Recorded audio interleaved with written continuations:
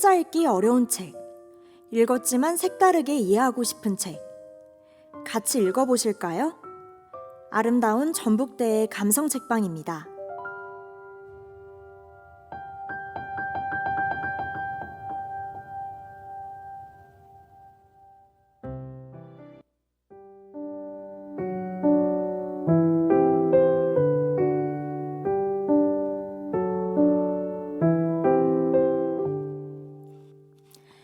여러분 안녕하세요. 아름다운 전북대의 감성 책방, 저는 아나운서 홍사나입니다. 이제 제법 선선한 날씨가 이어지고 있는데요. 전북대 학우 여러분들 추석 연휴였던 지난 한 주 동안 어떻게 지내고 계셨나요? 부모님을 찾아뵙고 따뜻한 시간을 보낸 분도 있을 것 같고, 코로나라는 장애물 때문에 안전하게 안부 전화만 드린 분들도 있을 텐데요. 내년 추석에는 코로나 걱정 없이 모임을 할 수 있도록 코로나19의 빠른 종식을 위해 마스크 꼭 착용하시길 바랍니다. 비대면 수업이 계속 이어지는 요즘 학우 여러분들이 어떻게 생활하고 있을지 궁금하네요. 한시 빨리 정상적인 생활이 가능해져서 자유롭게 학교 생활을 즐기는 학우분들을 볼 수 있기를 바랍니다. 거리에 낙엽이 보이기 시작하고 사람들의 옷차림이 두꺼워진 것을 보아 이제는 완전한 가을이 왔다고 생각되는데요. 감기 걸리기 쉬운 계절인 만큼 가벼운 겉옷 하나 챙겨 다니시면 좋겠습니다. 저희 감성 책방에서는 여러분들이 읽기 좋을 만한 재미있는 책을 추천해 드리려고 하는데요. 저희와 함께 책을 읽어보며 이야기를 나누어 보도록 하겠습니다. 그럼 저와 함께 감성 책방 안으로 들어가 보실까요? 따라오세요.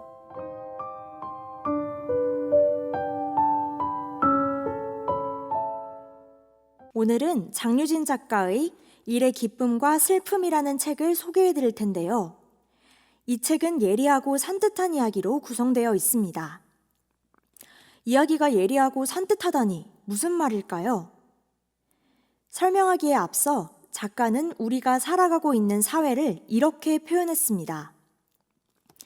열심히 노력하면 삶이 극적으로 나아지리라는 꿈 같은 건 아무도 꾸지 않는 시대.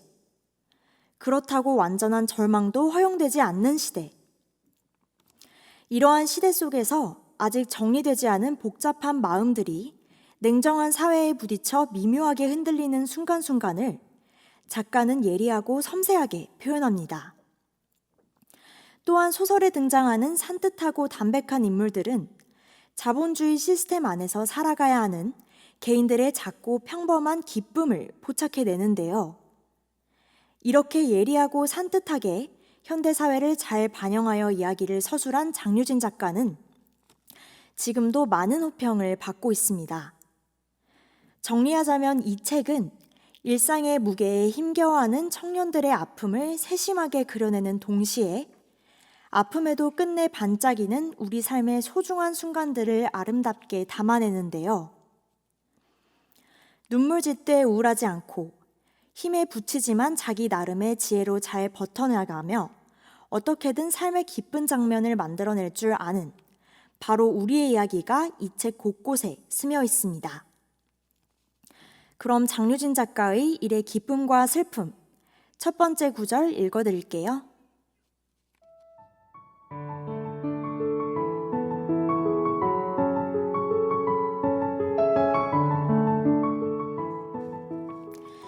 빛나 언니한테 가르쳐 주려고 그러는 거야. 세상이 어떻게 어떤 원리로 돌아가는지. 5만 원을 내야 5만 원을 돌려받는 거고 12,000원을 내면 12,000원짜리 축하를 받는 거라고. 아직도 모르나 본데 여기는 원래 그런 곳이라고 말이야.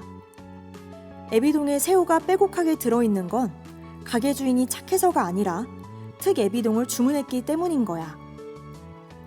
디즈니 공주님 같은 찰랑찰랑 긴 머리로 대가 없는 호의를 받으면 사람들은 그만큼 맡겨놓은 거라도 있는 빚쟁이들처럼 호시탐탐 노리다가 뭐라도 트집 잡아 깎아내린다는 거. 그걸 빛나 언니한테 알려주려고 이러는 거라고 나는. 장유진 작가의 일의 기쁨과 슬픔이었습니다.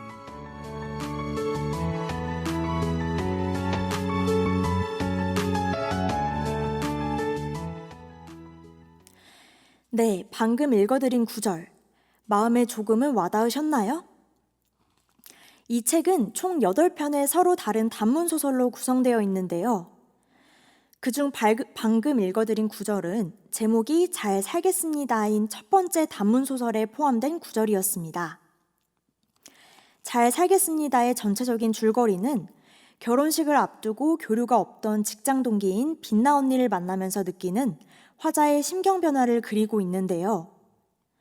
줄거리에 대해서 조금 더 자세하게 이야기해드리겠습니다.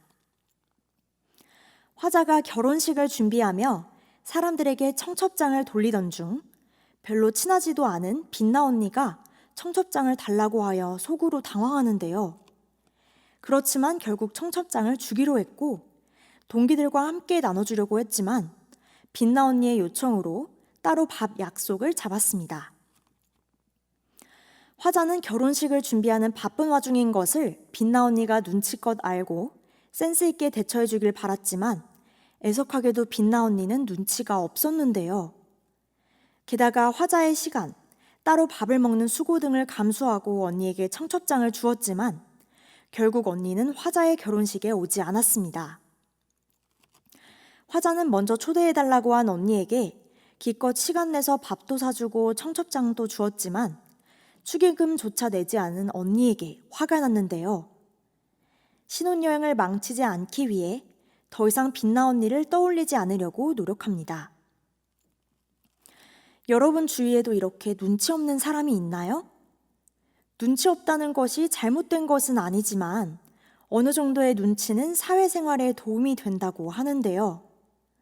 저도 저 자신이 눈치가 없었던 것은 아닌지 다시 한번 돌아보게 되었습니다. 저는 이러한 관계에서 피곤함을 느끼지 않으려면 빛나 언니를 자신과는 전혀 다른 성향의 직장 동료로, 즉 서로 다름을 있는 그대로 받아들이는 것이 좋다고 생각하는데요. 상대방과 아예 다른 성향이라는 것을 이해한다면 그 사람이 나와 다른 생각을 할 수 있다는 것도 어느 정도 받아들일 수 있기 때문이에요. 여러분들도 이 책을 읽으면서 현대사회와 미묘하게 닮은 점을 찾아 나가다 보면 정말 재미있게 느껴질 겁니다. 그럼 다음 내용 읽어드리기 전에 노래 한 곡 듣고 오겠습니다.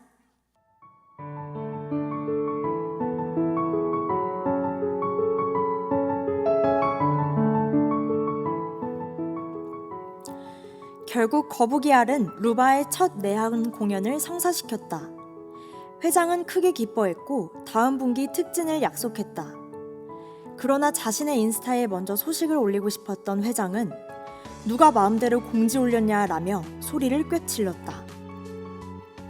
그러던 중 신규 카드 혜택 기획을 맡아 프레젠테이션을 하는 자리에서 회장이 예상치 못하게 자리에 참석했고 가장 먼저 질문을 던졌다.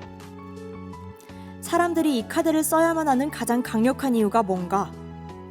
거북이 알은 대답했다. 포인트를 2배로 줍니다. 사람들이 포인트를 그렇게 좋아하나? 네, 좋아합니다. 그렇게 좋은 거면 앞으로 1년 동안 2차장은 월급, 포인트로 받게. 장유진 작가의 일의 기쁨과 슬픔, 두 번째 구절이었습니다.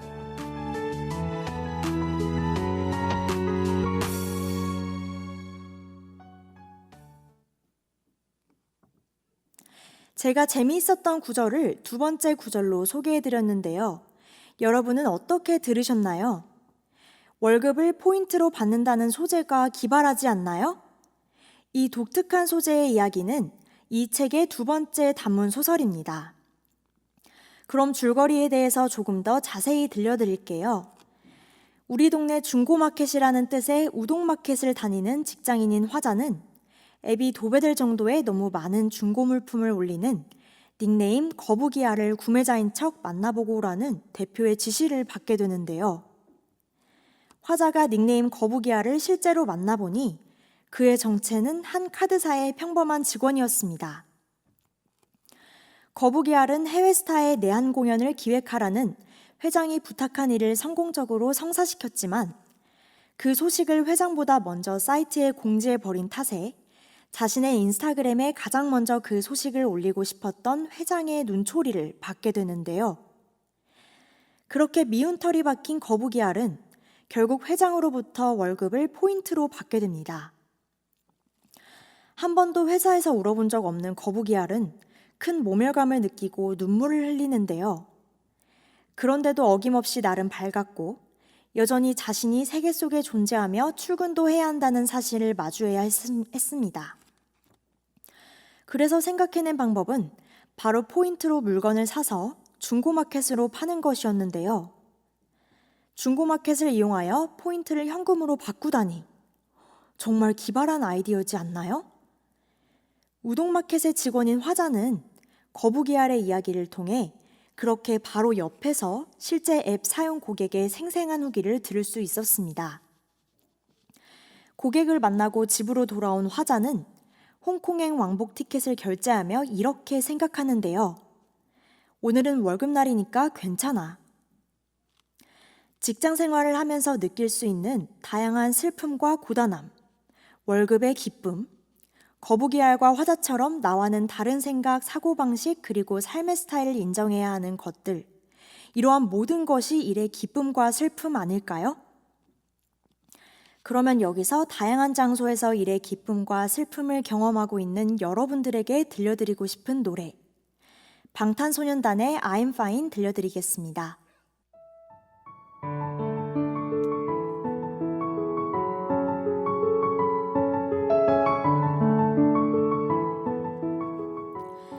말 그대로 노파심이라는 게 이런 걸까?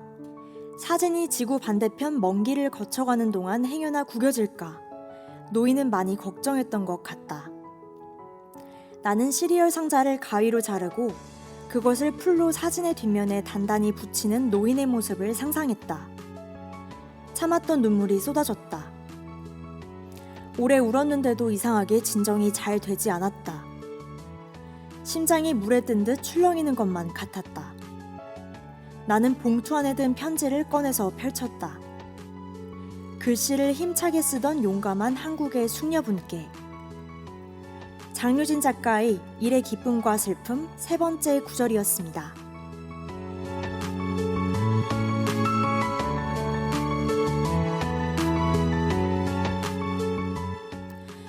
탐페레 공항이라는 제목의 3번째 구절 이야기는 핀란드의 작은 도시인 탐페레의 한 공항에서 시작됩니다. 화자는 워킹 홀리데이를 위해 아일랜드로 가던 과정에서 탐페레 공항을 경유하게 되는데요. 그곳에서 무려 세계 2차 대전에 참전하신 백발의 할아버지를 만나게 됩니다. 할아버지는 눈이 잘 보이지 않아서 화자에게 자신의 비행기표를 확인해달라고 하는데요. 할아버지도 화자도 비행기를 타기까지 시간이 많이 남아서 함께 산책하게 됩니다. 산책하면서 자신의 꿈과 옛날 이야기를 서로 주고받다가 사진사였던 할아버지는 화자에게 사진을 한 장 찍어주겠다고 하는데요. 눈이 잘 보이지 않던 할아버지였지만 적정한 허리선과 머리 위에 여백을 남겨둔 완벽한 사진을 찍어주게 됩니다. 할아버지는 사진을 인화해서 보내주겠다고 했고 화자는 큰 스케치북에 자신의 주소를 큼지막하게 적어서 드리는데요. 실제로 한국에 도착해보니 우편함에 한 통의 봉투가 도착해 있었습니다. 그러나 일상을 살아가기 바빴던 화자는 어물쩍 답장은 안 해도 될 거라는 합리화에 빠져 노인의 고마움을 지나치게 되는데요. 어느 순간 탐페레 공항에서 만났던 노인에 대한 기억이 바쁜 현실 속에서 떠오르며 화자를 울컥하게 만듭니다. 안정적인 직장 생활이지만 한편으로는 숨막히는 현실 속에서 주인공이 느끼는 불안정한 감정, 이 조화가 솔직하고 섬세하게 묘사되었던 소설이라고 생각하는데요. 그럼 에릭남의 Good for You 들려드리겠습니다.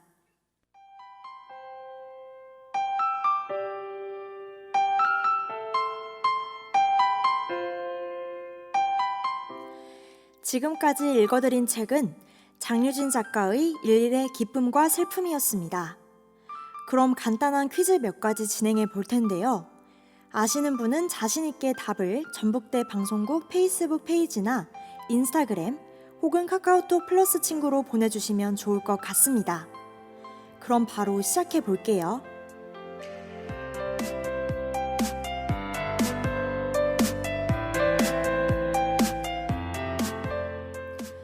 오늘 읽은 책의 제목은 일의 기쁨과 슬픔이었는데요.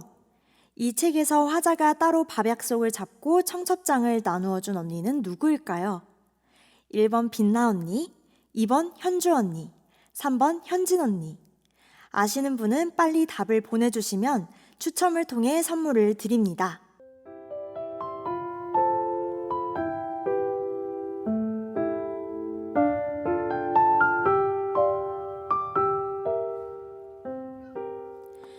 아쉽지만 이제 마쳐야 할 시간입니다. 오늘은 장유진 작가의 일의 기쁨과 슬픔이라는 책에 관해 이야기해 보았는데요. 수록된 모든 작품이 정말 재미있었습니다.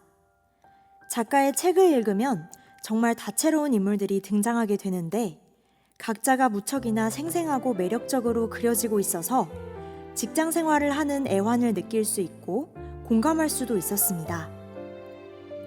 내가 경험해온 것들, 현재 겪고 있는 일들, 앞으로 겪어나가야 할 일들이 다양하게 얽혀 있어 위로가 되면서 보는 내내 기쁨과 슬픔 사이에 여러 감정이 설명되는 듯한 느낌이 들어 좋았습니다. 20대, 30대 직장인들에게 꼭 추천해드리고 싶은 책, 일의 기쁨과 슬픔이었습니다. 학우분들은 어떠셨나요? 마음의 양식이 조금은 쌓인 것 같나요? 앞으로도 여러분의 마음을 두드리는 감성 책방이 되도록 하겠습니다. 마지막으로 책과 어울리는 노래 한 곡 들으면서 아름다운 전북대의 감성 책방 여기서 마칩니다. 저희는 2학기 중간고사 끝나고 다시 찾아오도록 하겠습니다. 지금까지 연출의 박현진, 기술의 김현주, 그리고 진행을 맡은 저는 아나운서 홍사나였습니다.